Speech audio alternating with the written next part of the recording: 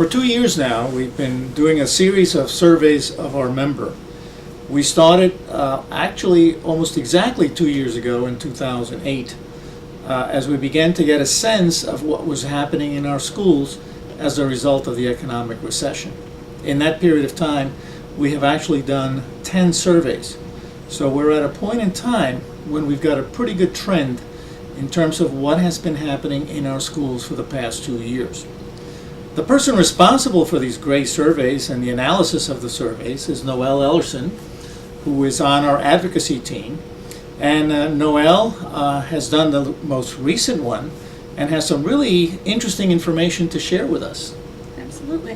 One of the big things that we found in this survey, just like you indicated, is that we've been able to benchmark the impact of the recession on America's schools and how they've responded over the last 2 years. It is, like we documented in the last one, a little bit more of the same. They still started 2 years ago at the outside on those areas that least directly impact student achievement, altering thermostats, reducing staff travel. But as the recession persisted and they had to tighten their belts even further, those peripheral cuts stayed in place, and they've just come increasingly closer to those areas that directly impact student achievement, to where we are today. The continued expectation of job cuts for this school year and the next 2 out as well. Looking at alternate school scheduling, 4-day school weeks during the school year and summer school, reduction of courses, course offerings, services being provided, across the board cuts. That's what we're looking at. So what we've seen, in essence, as Noelle explains, is that for 2 years now, there has been a continuing stream of cuts that began with the easy ones. You know, lowering the thermostat, cutting back on transportation, eliminating co-curricular activities, but have now reached the point where classroom teachers are being cut, services like summer school programs, after-school programs, remediation programs are being cut, and it's beginning to affect, and will indeed affect, instruction in the classroom. But what does that say about the future the next couple of years? That's where the discussion and the outside research beyond our member survey, looking at the projected recovery of state and local budgets. We've talked about in the past how state and local recovery lags that of national recovery by, on average, of 12 to 18 months. For this recession, it's expected to take 18 to 24 months.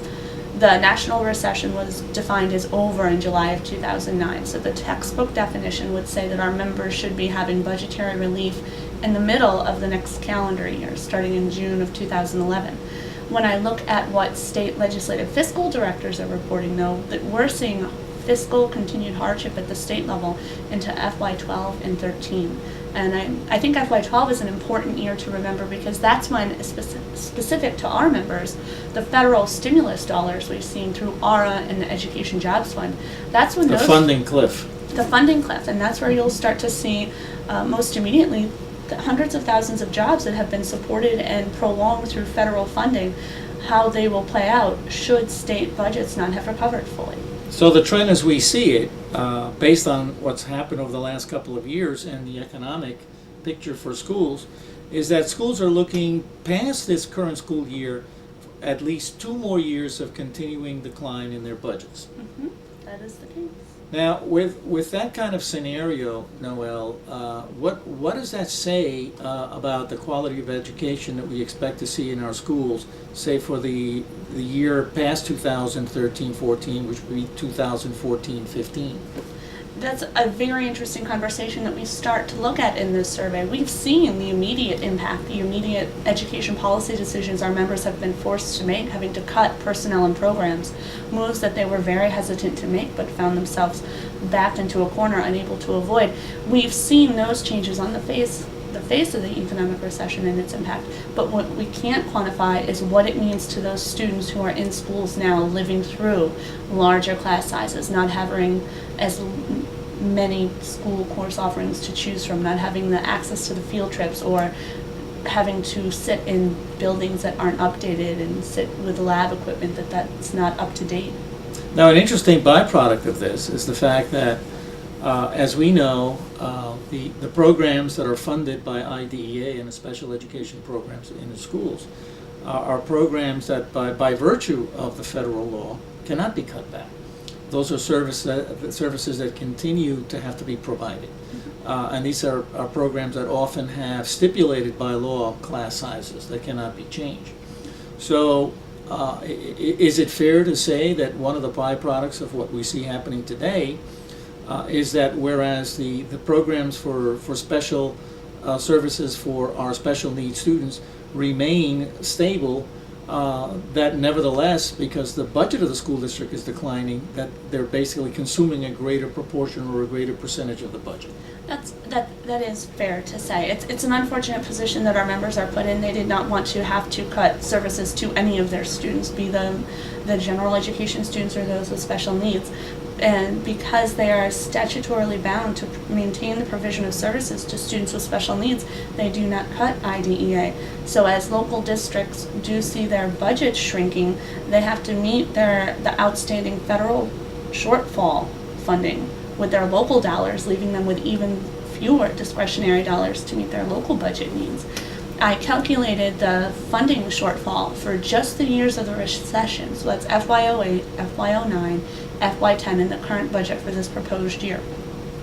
Being generous, we backed out and did not count the funding shortfall for FY09 because we did have the stimulus IDEA dollars. So left with the 3 years of FY08, FY10, and FY11, our members covered $34.9 billion in federal shortfall during the course of the recession to cover unmet IDEA funding. It's basically $35 billion that districts have had to spend out of their local tax base to provide for these services, which are services, by the way, that are needed.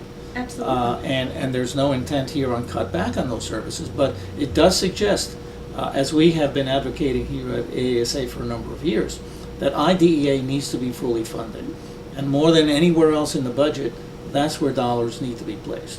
Absolutely. And one thing this survey gets into is the recession is going to end. States will recover, and the need for this survey will luckily go away. So we're starting to transition our members into feedback on other issues. And this one includes a list of legislative and policy options that our members identify as priorities for the new Congress coming in next year.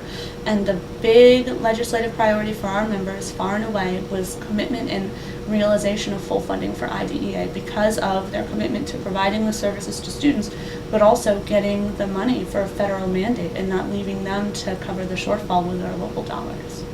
Well, the survey and the results and analysis will be on our webpage. You can find it there, so please check it out. Noelle, you've done a great job as usual. Thank you very much.